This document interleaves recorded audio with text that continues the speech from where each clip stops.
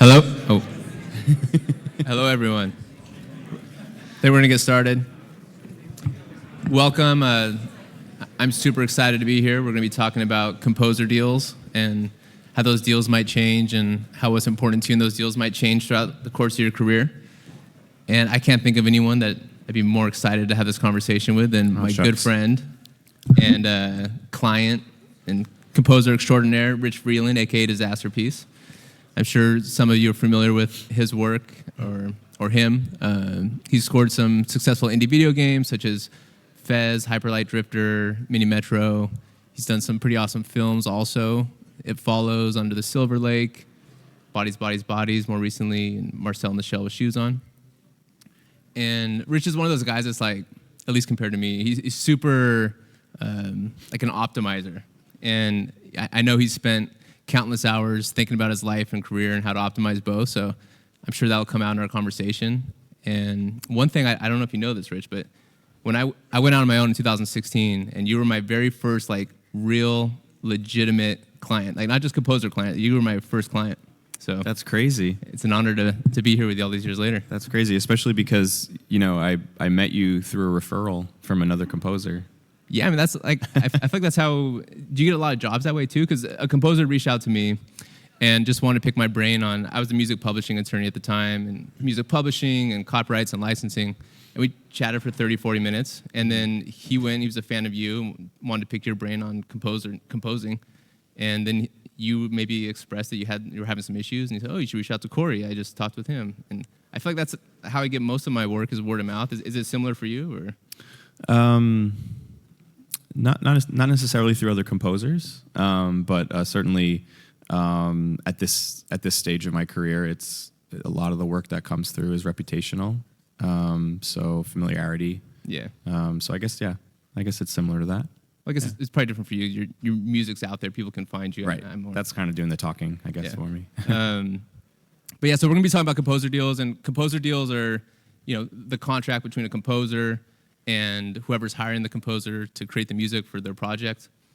And these deals could range from 50 pages to 2 pages, and it's going to cover what the composer is going to be paid, who's going to own the rights, if there's any credit obligations, or if there's going to be a soundtrack release, and what those royalties will be.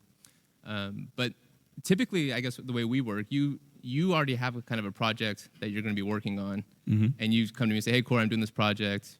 Here's some of the terms we talked about. Can you pay for the deal, or I'm going to loop you in with their attorney? So I guess for you, like, how do you determine whether or not you're even going to do a project? And I know you have some kind of process that you use. Yeah. So there's definitely a lot of factors that go into choosing projects. For me, I definitely like to think about things like, is it going to be fun? What's the sort of financial component? Is there upfront? How's the upfront fee? Is there potential to participate in the success of the project financially? Is there going to be a lot of travel? I mean, there's so many factors that go into it, and obviously, the most important factor typically is just getting into the materials that they may have sent, or getting a chance to play a game that's in development, and just kind of getting a gut reaction, like, is this something that I'm excited to work on? Right. Yeah. And so I guess if we go back to the beginning, early in your career, was it just kind of like, I'll take what I can get? Or yeah, totally. Yeah, so, when I started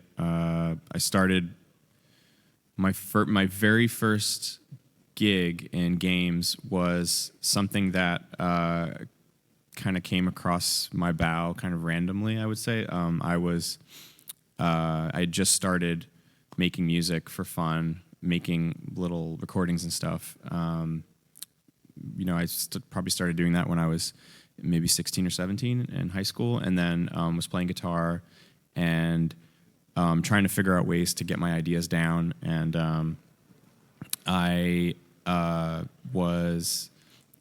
one of the ways that I learned to do that was using guitar tablature, like software, to do guitar tabs, which is basically like just the positions of your fingers on the fretboard. And I found a piece of software that could do that, but also you could create MIDI files, so you could generate your own little, small files that were music. And I would post them online just to see what people thought. and I was posting them on message boards that didn't even really have to do anything with music. And just through a friend of sort of someone who saw that and had a friend who had a cell phone software company. They were looking for someone to do specifically MIDI file music because this was like 2006. And so I became that person, and I was probably like 19 and didn't know that I could, get paid to write music. So that was pretty exciting. And yeah, that was kind of the first step. But yeah, every opportunity that was coming my way, I was saying yes to, especially the first couple of years before I sort of, was fortunate enough to work on a bigger project that, allowed me to kind of pivot more to not having to put as much energy into looking for work. Yeah. So when you get your first contract as a composer, I guess what was were you trying to negotiate things, or were you just like, I just signed, whatever they sent, or did you have any background, or maybe through school or something, did you know like, oh, these are the things I might want to ask for? Or? Yeah, I would say at that stage, just coming into it, I didn't have a ton of familiarity with contracts. There's definitely, a bit of a daunting element to it. I can remember very early on, like asking my dad to look at a contract because I was like, I don't know what I'm doing. But increasingly, I tried to read everything and just try to be a sponge and try to learn a little bit about the ins and outs, and just kind of develop a layman's understanding of, what I'm signing. And certainly, I had certain notions of what was possible in a contract, like things like work for hire and knowing that in certain cases it was possible to potentially participate in the success of a project with a revenue share. I think that was something that I heard about just through probably talking to other talking to independent game developers and that sort of thing early on. So that was kind of something that I, would keep an eye out for. But a lot of the projects I was working on very early were very small, working with, 2 or 3 people, doing, I did a project on Newgrounds. If any of you are familiar with Newgrounds, I mean, I probably got paid a couple $100 for that. We were barely thinking about rights or anything. So, yeah, in the beginning, it's sort of just a new space for me, and I'm just trying to navigate it. I can remember asking for revenue share on some projects and just being explicitly told no. Like, okay. I mean, I feel like that's probably still the case. Yeah, for sure. But I guess when you're first starting out, also, I know in my career, I probably felt a little bit of imposter syndrome. I'm in the room, or negotiating deals that seem like they're above my pay grade. But for you as a composer, was there an element of like, can I even do this? Like, how do I even do this? Yeah, there's definitely was a level of intimidation with it. But I think I felt even more intimidated at the idea of having a lawyer, especially as like, someone like a very young person. And so I think probably somewhat foolishly, I tried to just venture out and do it all on my own. And it wasn't until I came across a situation that was just far too complicated, and I felt the potential downsides to it too strongly that I was like, okay, I should probably, now might be the time to actually give up on trying to do this all myself and get a professional. And it wasn't until I was dealing with like corporations, sometimes multiple corporations at the same time, that it became clear to me that I can't just be my own lawyer forever. I guess what was scary to you about approaching an attorney or having an attorney? I mean, I guess there's obviously the financial component, but yeah, were you just scared to even like reach out to one, or? I think there was a bit of an apprehension about like lawyers being expensive and having someone on retainer and all of that kind of stuff. And I don't think I necessarily knew where to start. I think also there was probably a bit of imposter syndrome, like, oh, I won't be able to find someone who would want to help me with these things. And so I was really glad when, you were you were referred to me as a possibility. Yeah. I think I was telling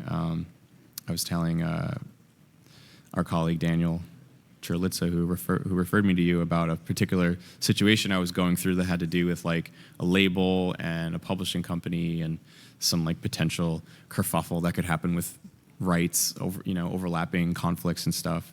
And he referred me to you, and Yeah, I that mean, was when I decided. It was like right in my wheelhouse, which was great. But I hadn't worked with composers before you, so there was a little bit of a learning curve for me as well. Right, because you were coming from music publishing, right? Yeah, Yeah. and licensing, but I guess for something that was kind of instrumental for me, so something that happened in my career, I'd say maybe about 6 years into my career, I was working with this legacy rock band that I'm sure everyone in here would know, and there was this licensing dispute, and the management wanted to get all of the heirs and their attorneys in this room, and they wanted to make a decision. And so we go to this room in Century City, and I'm in this huge boardroom, and I'm like a 7-year attorney, and there's all the attorneys in there like in their 60s, and they represent all the huge rock bands and everything. And so I go in thinking, okay, these guys are going to have all the answers. Like, I don't know what I'm doing here. And but we go in, and the manager's just like, all right, what do you guys think? And what do you think? And they're trying to decide whether or not they're going to hire this litigation firm.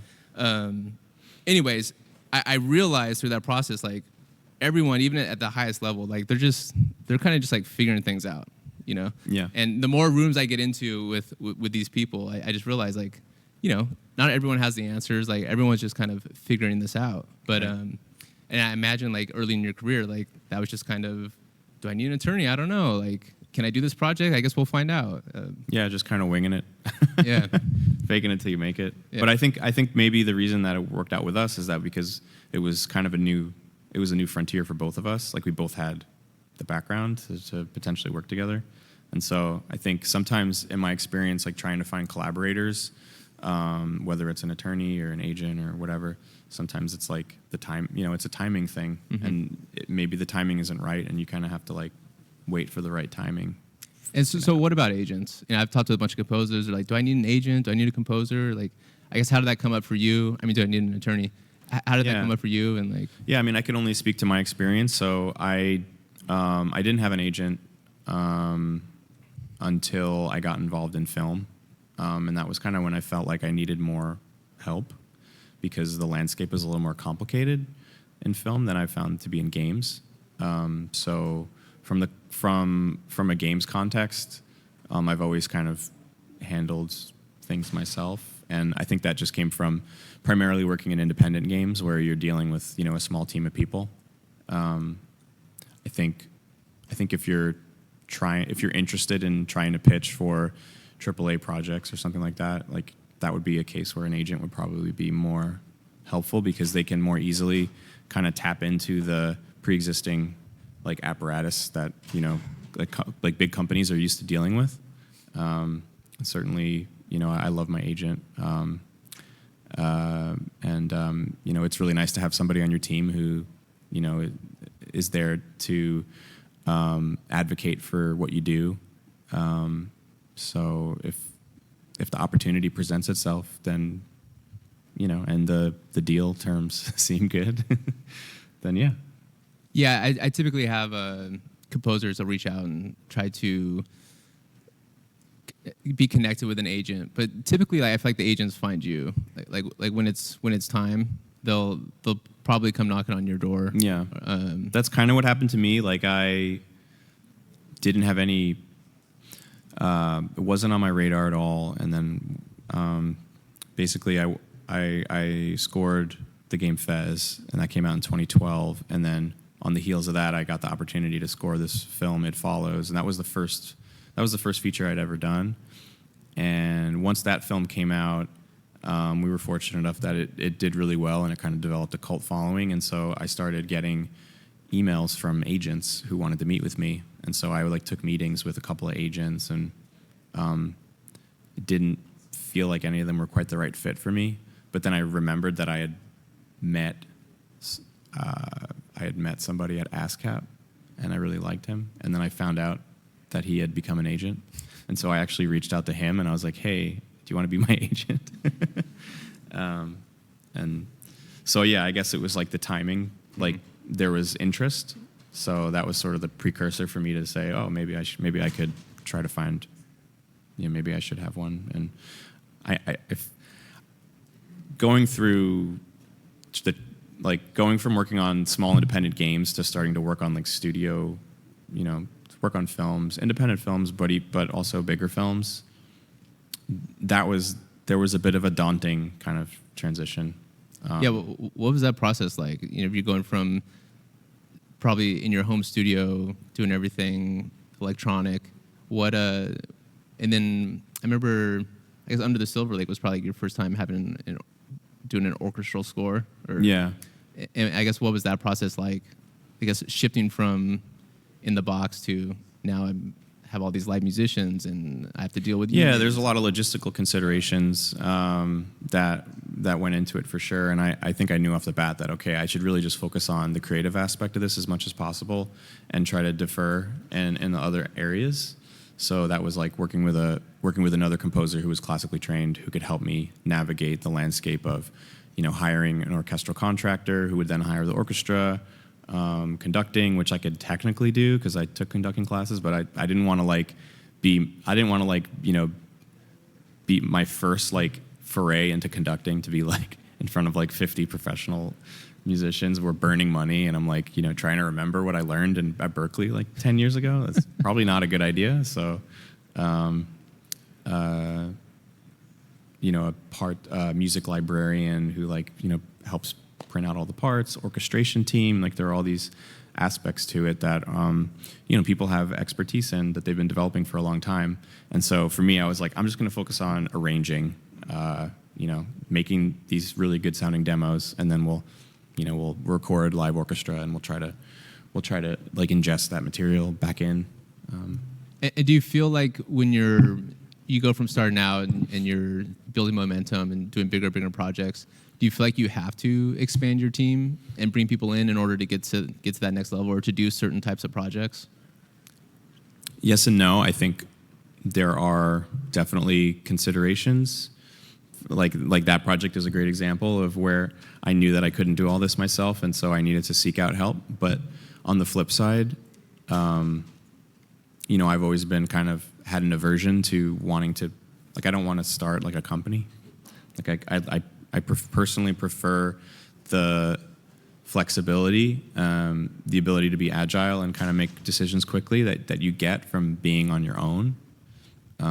So I've had to kind of figure that out over time, and I think on one hand, it's been great to kind of foster this tendency that I have to try to do it yourself, but then also know when to say, okay, at the end of the day, I really want to focus on making stuff. I don't want to be focusing on, deals or some other thing. And so I will, now might be the time to try to find someone to put, to collaborate with as part of my team that can help me in those areas. It's like an attorney. So when I got my start, I was working with I was licensing music to the studios, and so I was familiar with working with them and knowing how difficult it can be, and working with major record labels and major publishing companies, and then when I started working with you, and you were doing some of these indie games, I found it was so refreshing that you could negotiate things and they don't come back and just say no, and you could get some back end rev share. And I guess for you going from indie games, so that was refreshing to me, but maybe from you going from indie games to now you're dealing with Netflix or Disney or a major studio, A24. What was that transition like? And were there frustrations or? Yeah, I had to kind of let go of certain ideas I had about how making a deal should go, because coming from indie games, sort of developed this this expectation that it would be very kind of informal, and you could do things like negotiate for rights, and it's not to say that you can't in film or with a larger company, but it's more the exception than the rule. And I think I came in at a very particular time in games, and was very fortunate to work on some projects that were very small, and so rev share was a great option for everybody because there wasn't a lot of upfront budget to give out, and I think there was a kind of a sense of we want everyone to participate in the success of the project. And then when you shift to a project that has a big budget, is paying out lots of salaries, you're working with a company, it's just a very different situation where revenue share is not likely to make sense. And I think it took me a little while to accept that it didn't make sense because I was just more focused on how nice it is to have a rev share. But yeah, definitely.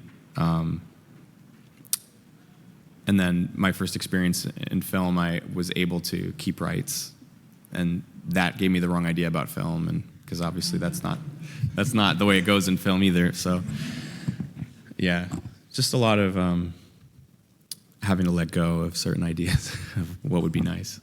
Yeah, that's because on your next film, I think we were talking about this earlier. You had this preconceived notion that I can retain ownership, and now we're dealing with a bigger studio, and they probably have maybe signed one deal where they've ever given ownership, and here you are, up and coming composer, making that request. And I remember any composer that I've worked with long enough, there's typically this point on a project where they just have kind of hit the breaking point. And I'm on a call with the agent, the composer. The agent's trying to save the project because they want to get paid, but they also they want to make sure that you're not destroying your career. Yeah, they're looking out for the career. Yeah. And then I'm sort of in the middle because then there's contract negotiations, and then dealing with these studios can be very difficult sometimes. And we're making a very reasonable request usually, and they just it's they don't want to go up to their higher ups and get approval because then they look bad, and they just want to just say no to everything.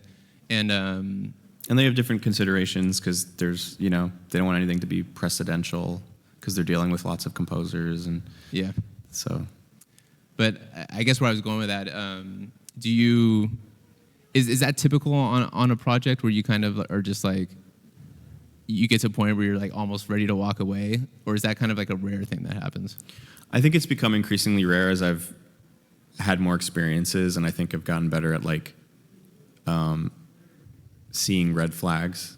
Not that all red flags are their fault. Sometimes they're just red flags for me, or I know that I'm gonna have a hard time in this particular working situation. So I think the biggest challenges come up when there's a misunderstanding or you have a certain expectation and then that doesn't happen. In the case of, I worked on a project where I got to keep rights, and then we worked on another project where I couldn't keep the rights, but I kind of went into it thinking, okay, I'm going to be able to do that, and then I wasn't able to. And especially knowing that the first project was successful, there's a lot of excitement about, this could be, this could really help support me, financially, and then knowing that that's not going to be the case to the same degree can be a little bit deflating, but... Can you touch on maybe why retaining your rights was important, and if you've had any secondary income streams from some of this music? Or yeah, so I think that keeping rights can be important if if there's an opportunity for that material to be exploited in the future. Sometimes that exploitation just kind of happens naturally through performance rights, as an example. Music being reproduced for or performed on in the theater or streaming services. Yeah, any sort of context where performance rights come into play. Opportunities to license a piece of music for a sync license, so for an ad. A commercial, an internet situation. I've been fortunate enough to have a couple opportunities like that, and sometimes you can make a lot of money for something just because you own it. And, you know, like, there's one example which is really ridiculous, and there's a stinger from one of the cues in It Follows where it's like they wanted to use like 4 seconds of it for a movie trailer, and they were offering like the most money I think I've ever made in my entire life. And I'm like, for what? Like, it's and that's it? And you want to, okay, cool. Yeah. It's nice when you can get paid what you might make in a year in one use, or and you didn't have to lift a finger for it. Yeah, very rare. Yeah. But it did happen one time. I guess as you go on in your career, like, what were your goals early on? Like, how have those changed? Like, when you're thinking about a project, or you think about legacy, or like, you know, have your goals shifted over time? Yeah, I mean, my goals have definitely shifted. I mean, in the beginning, you're trying to like establish yourself. You're saying yes to everything. At least I did. You're trying to put yourself out there as much as possible because you want people to know who you are. Because if they don't know who you are, you're not going to be able to find. It's going to be hard to find work. And then over time, you know, if things go well, you kind of establish yourself a little bit more. You have more name recognition. You can start to be more selective about the projects that you work on. So certainly I went to a phase where, you know, I got a lot more selective and got really ambitious about what I wanted to try to achieve with my career. But at this stage of my career, my priorities have changed again because I think the ambition at some point, I kind of reached a point where I was like, okay, I don't really have that same drive anymore. Now it's more about like longevity and enjoying what I do, and also like supporting my family, and you know, so my priorities have like kind of evolved over time, based on, you know, like where I've been. Yeah. So I guess going to the relationships, you know, I imagine most of your work is probably through existing relationships, or do a lot of things come in organically from people you know? And like, are you trying to maintain existing relationships to continue to get work, or are you more focused on building new relationships so you can do new or different things, or work with different people, or is it a mix of both? I mean, I've definitely done some projects where it's, you know, we work on multiple projects together. And then there are plenty of projects where that's not the case.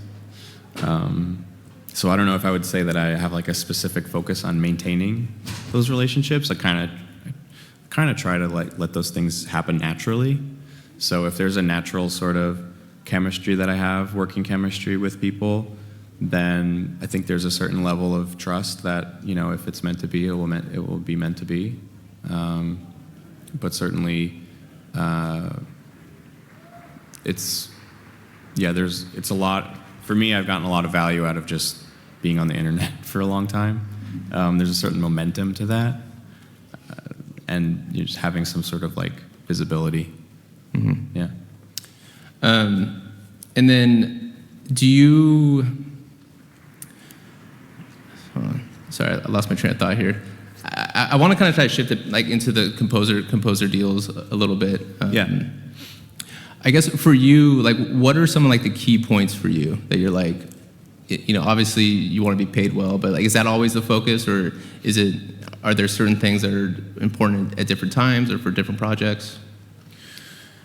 Yeah, I think there are definitely the things that you would expect, I think, like conversations about how much you get paid, conversations about rights, but there are also smaller things that over the years have kind of like become important to me.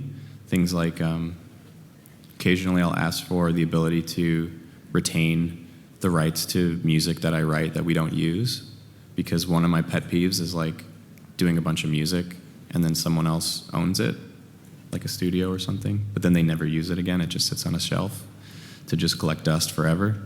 Whereas I've always gotten a lot of joy out of trying to like wrangle old material that never got used and find some kind of home for it.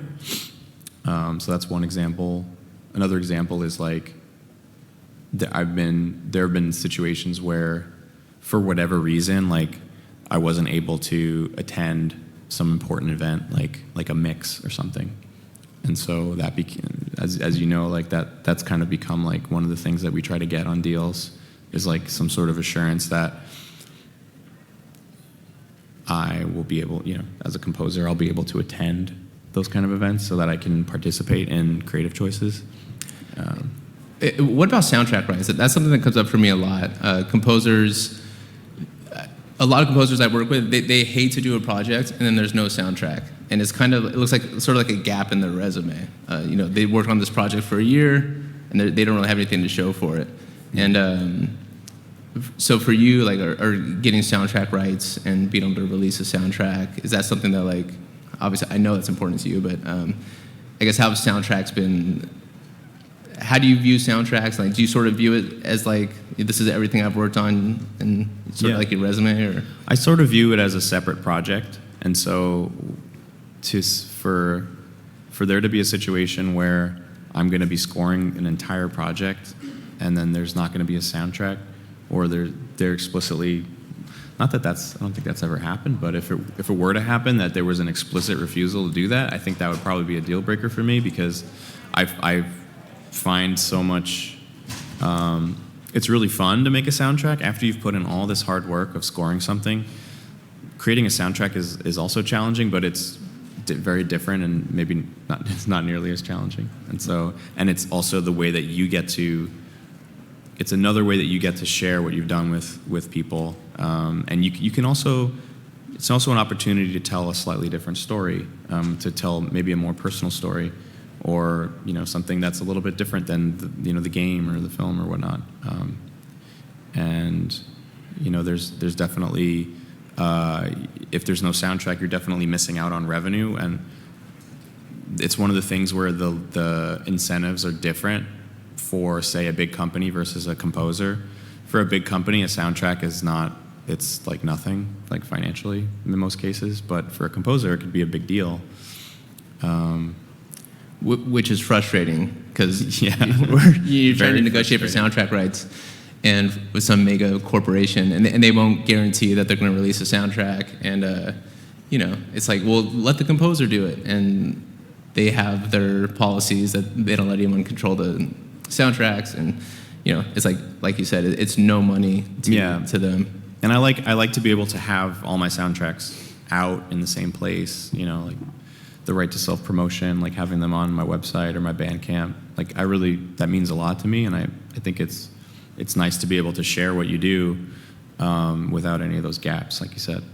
And so when you're negotiating a fee, it's probably different now than early on, but do you have any tips for kind of balancing, like, okay, here's what it's going to cost me, and there's the upfront fee and then the back end, and now you're in a position where maybe the upfront fee isn't quite necessary except to cover costs or whatnot. But I guess when you're thinking about a fee on a project, do you have any tips for composers of, like, how to kind of, I guess, approach the subject? Because a lot of times you're negotiating the fee before it even gets to me. And yeah. So like, I guess, what's your approach for negotiating the fee, and how do you kind of calculate it in your mind? Yeah, I'm sort of like trying to think of all these factors in my head, and thinking about, how hard is this project going to be? How long is it going to take? Am I going to have any expenses? Like, am I going to have to hire musicians, book studio time? Am I going to have to travel?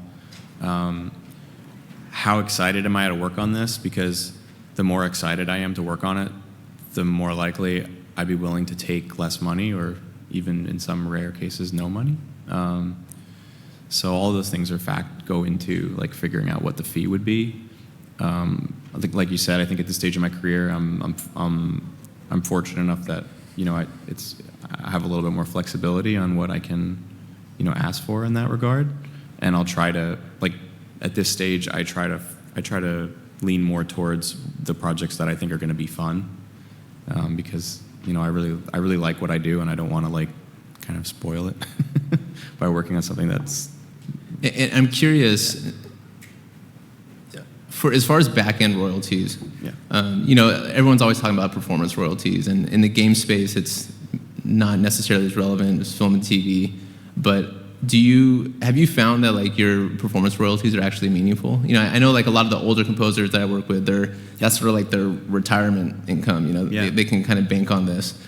Have you noticed like at this point in your career, like is it starting to be meaningful? It's meaningful for film and TV. For games, it's a little bit meaningful but almost exclusively because of the PlayStation Store, the EU PlayStation Store royalties. Those are not insignificant if you work on a game that comes out on the PlayStation Store. There are performance royalties that can be collected. But outside of that, I mean, with the exception of like, I guess there are sometimes some royalties from like, I guess in the States, right? Radio, there's no performance royalties, but there are internationally. Radio, there's performance royalties, just not on the master. Not on the master. Okay. Yeah. So I sometimes, you know, there's some performance royalties for games that can come from, you know, from soundtrack. Yeah. When there's no soundtrack, like if there's no released soundtrack and it's not on the PlayStation Store, like I don't see where those royalties would come from. I don't even know what you would register. Right? I mean, for like a game soundtrack. Yeah. Like if there's no standalone soundtrack, like what do you even? Yeah, I'm not entirely sure. But yeah, I think if that's another reason why a soundtrack can be really valuable to put out is because it opens it up that opportunity. I guess let's maybe do some closing thoughts, and then okay. If there's, how much time do we have left? Oh, we've got a little bit of time. Do you, I guess, do you have any?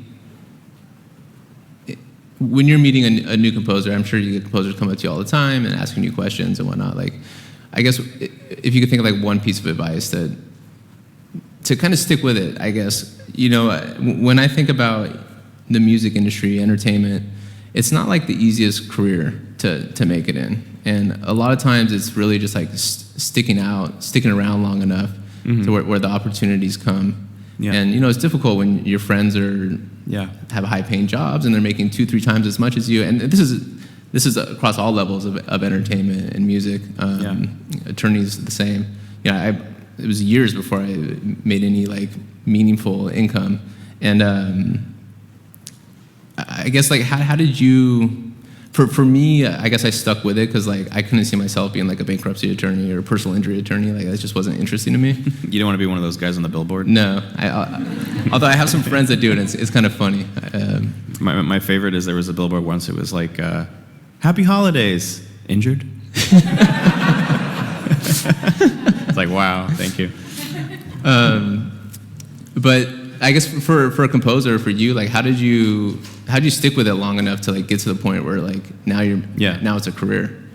Well, I think for me, I've been really fortunate. I mean, but even that being said, there was like a period of time where I was, you know, had a regular job and was working and had to like, you know, just kind of stick with it. And I was doing small projects. And so I think from the time that I basically got momentum in the industry and like got like a, you know, like my big break, I had already been working in games for about 5 or 6 years, and I was just doing it part-time, basically, just working on whatever I could. And that's not to say that there weren't, you know, people along the way who gave me opportunities and helped me to kind of get to that point. Actually, Damien Kaspauer, who's here at the conference, gave me one of my first breaks as a composer. I just kind of met him at a GDC party, and I overheard him talking about chiptunes, and I was like, I know about that.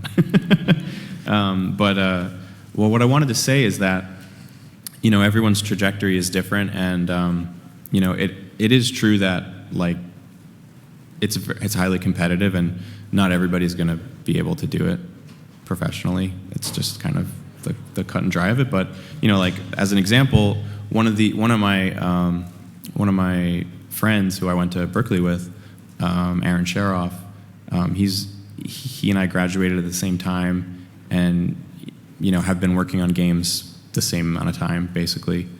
And he had like a like a full-time job, and he just quit his full-time job, I think last year, to do game composing full-time. So he was doing it part-time for over a decade, and now he's working on Minecraft, and he's got some pretty cool gigs. So I think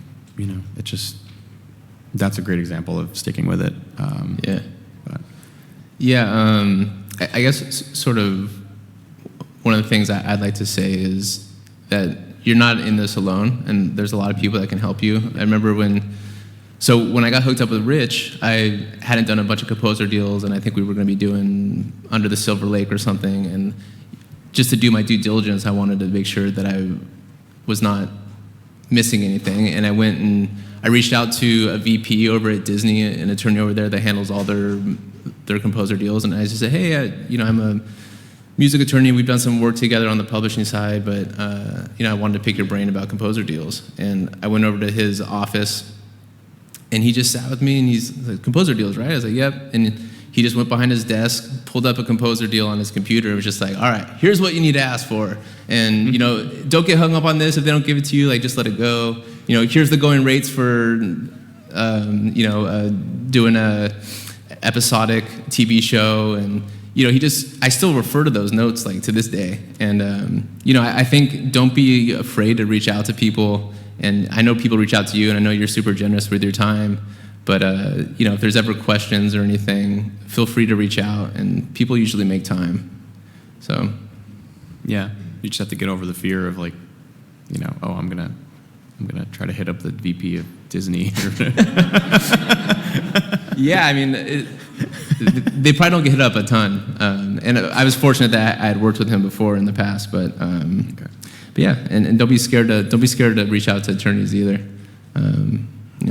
They can either help you or they won't, but what's the worst if you reach out? Yeah. So we have 15 minutes. Is there anything else you want to say, or should we, if anyone has questions, or else we can just keep talking? I think we get into questions. I mean, there's like an endless, it's never ending. We could talk about this forever. Yeah. There's 2 online questions too. Oh, cool. Let's start with these 2, and then we'll go to online. Hello, thank you guys for doing this. Just contracts are really confusing and interesting also, so I appreciate it very much. A lot of the composers that I talk to that are sort of a similar level to me, finishing school, kind of trying to get started, we have a lot of the same thoughts about getting on the internet and making sure we have a presence there, kind of like you mentioned.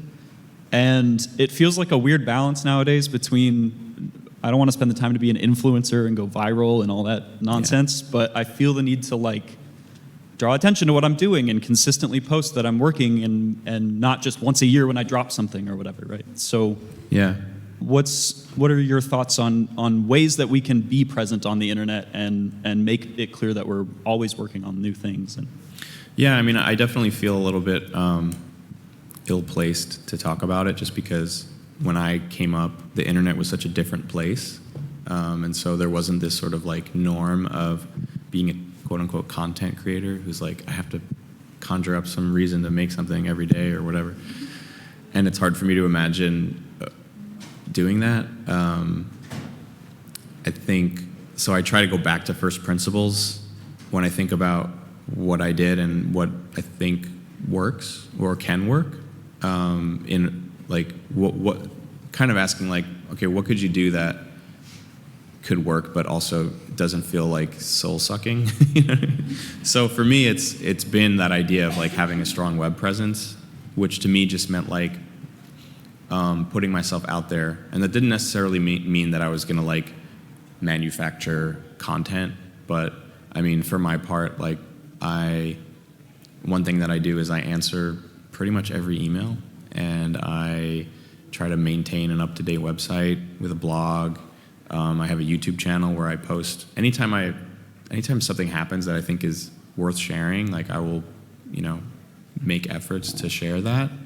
And so even though in my case, I got off social media, outside of YouTube, I've tried to find other ways to continue to have a presence, whether it's website, mailing list, releases, listening part. Whenever I do an album, I do a listening party, which is a new thing that I've been doing, which I think is a really cool way to foster, and there are other ways that you can foster community that are, that don't rely on, I think, they don't rely on that same level of content creation. So those are some ideas, I guess. I just add to that too, like, I think it's great to have an online presence. I don't really have much of one, but when I was like contemplating that, when I went out on my own, I was like, okay, I need to have a presence. I need to be doing podcasts and putting out videos, and I realized like all of the top music attorneys, like you couldn't even find an email online. Like they didn't have any videos, they didn't have anything, and and obviously they're in a different position. It's not the same as a composer, but I think there's still a lot of value in relationships and just building, reaching out to people and like just fostering a relationship. And I would definitely put a lot of energy there as well, and not just focus on like putting stuff out on the internet. So. Oh. Hi, so right now I'm currently like a returning student, and this is a question for Mr. Veland as a composer. You kind of talked about how you were conducting for like these studio musicians, and you were like, oh my God, it's like one of my first times. As someone who's studying right now, I'm realizing I have to learn conducting, I have to learn about like harmony, jazz, and all that. But like, I'm wondering, what did you prioritize when you're starting as a composer? Because I'm finding myself stretching myself a little thin. Oh, interesting question. Yeah, so when I was studying, I was in a program that, music synthesis, it was called at Berkeley, and now it's electronic production and design. And going in, I was really interested in composition, and I was spending a lot of time on that. But I was also extremely interested in getting better at production, music production. And so I think part of it was kind of following what was interesting to me, but also kind of maybe trying to assess what my weaknesses were, and in relation to the things that I thought were important. So I felt like, I really want to get better at ear training so that I can build my musical palette, and I want to get really good at music production so that I can build my own interesting sounds into my music and not just, be limited in that way. And knowing that, it wasn't a composition major, I would try to take courses that were, that had a composition element that I thought could help me. Like I took a commercial music class. That was like one of my favorite classes at Berkeley because it put us in all these weird situations, like writing music for a car commercial or writing music for a fashion show. And I think as a composer, that sort of experience of trying to be a musical chameleon is like one of the most valuable ones you can have, because being a musical chameleon is like, it's a really big part, I think, of being like a blue-collar composer. So I think it's a good place to start. It's a good foundational thing to try to write in different styles and get comfortable with that. I think it's a good foundation. So for the online question, Mike was asking, will an authority draw up a template contract for a composer, and if so, what is the average rate? So I kind of created this template a while ago where I went through like all these deals, film deals, video game deals, and I sort of like put something together. So I kind of have something, and if I have a client, we just use that. I don't like necessarily charge them for it, but it's so tough just giving people templates, because every job, every project's like so specific, and you can't just like fill in the blanks. And I'm not saying that just like so you'll pay an attorney to do the work, but like it's the fill in the blank type stuff just doesn't really work. And when I've given contracts to people who are even like very good with business and been doing contracts for a long time, and maybe I give them a contract, and then 2 years later I see that they've been using it for 2 years, and now it's like all doctored up, and they just kind of throwing different clauses in there, and it's conflicting with this clause and whatnot. Mm-hmm. But I mean, I'm also like pretty flexible with my work and willing to work with someone. If you're doing a project where you're making $2,000, like I'm not gonna charge you $2,000 worth of time. Like we'll figure out something where, okay, look, maybe I can give you 30 minutes and I'll do, I can do X, Y, and Z for you. So I wouldn't be afraid to talk to attorneys. Going rates for attorneys like in LA are probably like 400 and up. Same with New York, and that's where most of the entertainment attorneys are. But I wouldn't be scared to reach out to an attorney and just say, hey, I have this project. Here's my budget. Like, is there anything you can do? And normally they'll work with you, and especially if you've got things going on. Like, they want to establish a relationship with you, and they might help you. And just like I gave someone free legal advice, and it turned into an almost 9-year relationship with someone who gives me a lot of regular work. So, there is value in helping people, and I think most attorneys see that. So. Sorry, there's a second question they posted for a while. It is from Kiro. You mentioned it importance to be brave to reach out. What is the most useful and universal online instrument for a beginner? Maybe some networking platform for content creator with strong rating system? I would just find out who is someone that you would like to be in a few years or whatever.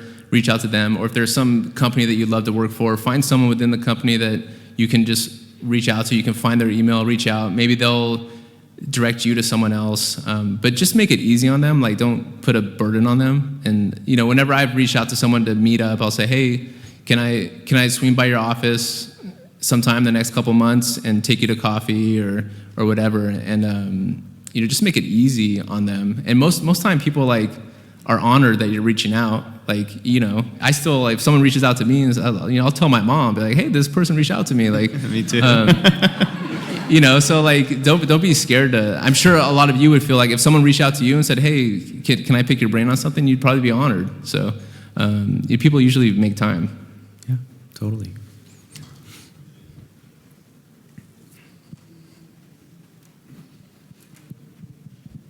Hello. First off, Rich, thank you for doing this. I'm a big fan of your music. And thank you, Cory, as well. This is a really important talk for inexperienced composers maybe looking to do contracts. So my question is, as said inexperienced composer, how do we kind of gain confidence in advocating for our rights? Maybe at the start of my career, how do I think about interacting with people maybe above me who are, how do I advocate for myself essentially?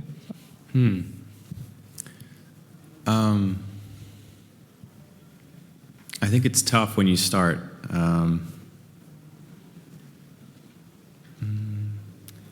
Yeah, because when it comes to contracts, if you are not willing to walk away from a contract, you don't have any leverage. So it really comes down to that. I mean, I think fundamentally, a lot of times when it comes to negotiation, it's like you have to be comfortable with this whole thing falling apart in order to, ask for the things that you want to ask for. But that doesn't mean that you can't, there's almost always going to be a path back into the contract, into the deal, if you ask for something and they say no. I mean, as long as you do it respectfully, you should be able to ask for what you would like. And in some of the most important projects of my career, I asked for things and I got, sometimes I even got angry, responses, in all capitals, no, absolutely not. And we still ended up working together, and it was great. So that's Yeah, I've actually never lost a deal by asking for things. So I wouldn't be scared to ask. We'll send back a contract that's completely redlined, and they come back and they're like, we can agree to this, we can agree to that, but we can't. Or they'll say we can't make any changes, and it's okay, well, at least we know we tried. And I think it's important just also knowing the value of what you're contributing and knowing what rights to ask for. And it's helpful if you have some kind of level of education and you're not asking for ridiculous things, and they'll know okay, they're making reasonable asks, and I think that goes a long way. And if anyone ever tells you oh, do we really have to bother with the contract? It's so much work. I mean, that's a huge red flag, and you should never work with anybody who says that. For sure.